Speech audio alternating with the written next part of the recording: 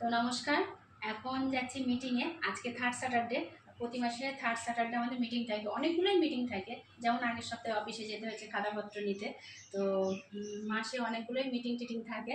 আর meeting, training, অফিসে আর visit হলে তখন আমাদের এই অফিসিয়াল শাড়িটা পরতে হয়। এটাই আমাদের অফিসিয়াল শাড়ি, মানে ড্রেস, আসল ড্রেস। তো সেই জন্য যাচ্ছি। আর এখন একটাই কথা বলবো, তখন সকালবেলা ভিডিওটা করতে করতে রিলসে ফেসবুকে দিলাম, কিন্তু পুরোটা আসেনি। তো একটা জানাচ্ছি, আজকে বিকেল 5টার সময় আমি লাইভে আসছি। তো লাইভে যারা যারা আমাকে কমেন্ট করে, লাইক করে, তাদের নাম অবশ্যই নেব। আর সবাই যুক্ত হবেন, সবার সাথে একটু গল্প করব।